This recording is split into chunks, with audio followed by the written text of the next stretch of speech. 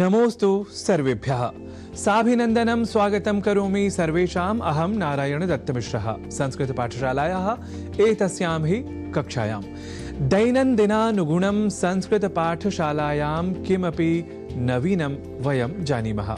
अभी दैनन्दिनानुगुणं बोलने के क्रम में मैंने ऐ इस अक्षर का विशेष रूप से उच्चारण किया है और आज संस्कृत की इसी विशेष रूप से परिष्कृत, संशुद्ध और वैज्ञानिक लेखन और उच्चारण की प्रवृत्ति के साथ हम ऐ इस अक्षर के संशुद्ध उच्चारण और लेखन को कुछ शब्दों या उदाहरणों को रख समझ लेते हैं, जान लेते हैं। एक शब्द है सैन्य या सैन्यम, जिसका प्रयोग सैन्य या सैन्यम इस रूप में ही करना चाहिए, न कि सैन्य या सैन्यम इस रूप में। पर हम में से कई ऐ को भी ए या ऐ इस रूप में उच्चारण कर जाते हैं और हाँ, इसका कारण अवश्य ही आज की भाषा की उच्चारणगत प्रवृत्ति या क्षेत्रगत उच्चारण की दुष्प्रवृत्ति को कहा जा सकता है।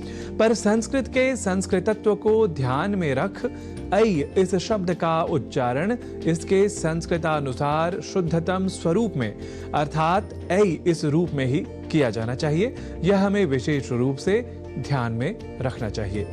एक शब्द है ऐश्वर्य या ऐश्वर्यम, जिसे हम कुछ आधुनिक भाषाओं की शैली का अनुकरण कर या शीघ्रतावश या कहें कि अनवधानतावश ऐश्वर्य या ऐश्वर्यम इस रूप में बोल और कभी-कभी तो लिख भी जाते हैं।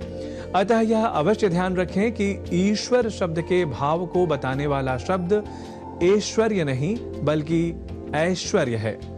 ऐसे ही कई शब्द हैं जो भावार्थक प्रत्यय के प्रयोग के बाद हमें ऐ इस अक्षर के साथ प्राप्त होते हैं, जैसे इच्छा से ऐच्छिक या ऐच्छिकम, इतिहास से ऐतिहासिक या ऐतिहासिकः, विभव से वैभव या वैभवम, नीति से नैतिक या नैतिकम।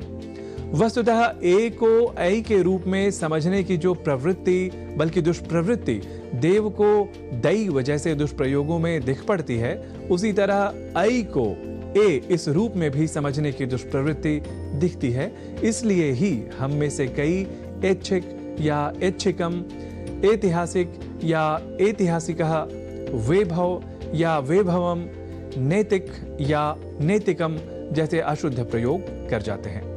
अब बढ़ते हैं एक विशेष उदाहरण की ओर जो संस्कृत व्याकरण में अत्यंत प्रसिद्ध है। वह शब्द है धातु अर्थात क्रिया का उपैति, जिसका अर्थ होता है आता है या सामने आता है।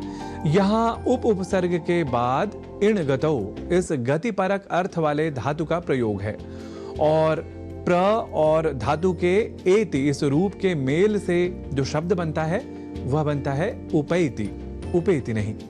कहने का अर्थ यह कि जैसे ए को ऐ इस रूप में लिख जाने और उच्चारण करने की प्रवृत्ति साधारण अशुद्धि या किसी आधुनिक भाषा या क्षेत्रगत प्रभाव के कारण से ही उत्पन्न हुई हो, ऐसा नहीं है। यह हम आपको बता ही चुके हैं, क्योंकि मूल संस्कृत प्रयोक्ताओं द्वारा भी ए को ऐ इस रूप में व्याकरण के कई नियमों के साथ ही परिष्कृत रूप में लिखा और बोला जाया करता है।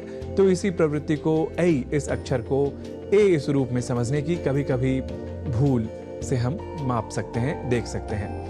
ऐसे में हम कुशल संस्कृत प्रयोक्ता बनकर अर्थात व्याकरण को आधार बनाकर बल्कि लोक व्यवहार में शुद्ध और अशुद्ध शब्दों के व्यवहार को कुशलता से समझ सकें, यह अपेक्षित होता है। वैसे कुछ विशेष उदाहरण भी प्राप्त होते हैं, जैसे प्रेड की यति और प्रेड की यति, ये दोनों ही शब्द बनते हैं। अर्थात कुछ शब्द संस्कृत में ऐसे हैं जहां ए और ऐ दोनों ही उच्चारण वह भी एक ही शब्द में प्राप्त होते हैं। संभवतः इन्हीं कुछ शब्दों के कारण ए और ऐ के उच्चारण का भेद कुछ भाषाओं के शब्दों में या कहें कि कुछ लोगों में मिटता सा प्रतीत हो जाता है।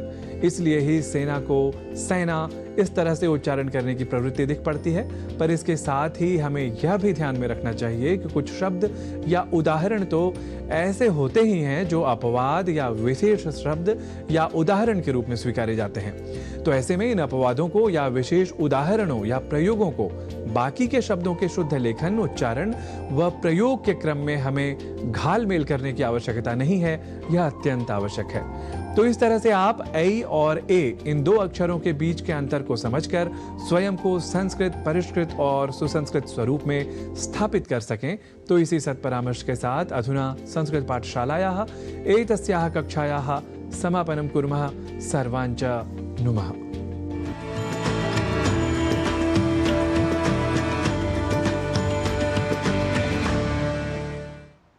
आप किस प्रकार के शब्दों का प्रयोग कर रहे हैं, इसका विशेष ध्यान रखिए। ऐसे ही दो शब्द हैं शिव और शंकर। इन दोनों का अर्थ है कल्याण करने वाले, सुख देने वाले। हम सभी सुख की कामना करते हैं, हमेशा सुखी रहना चाहते हैं। तो हमें ध्यान रखना चाहिए कि जीवन में सुख प्राप्ति के लिए अनुशासन अत्यधिक महत्वपूर्ण है। अनुशासन के साथ निरंतर लक्ष्य प्राप्त करने के लिए प्रयत्न करने से ही वास्तविक सुख प्राप्त होता है। आज के लिए बस इतना ही। हमें हमारी पूरी टीम के साथ दीजिए अनुमति और आप देखते रहिए डीडी न्यूज़। नमस्कार।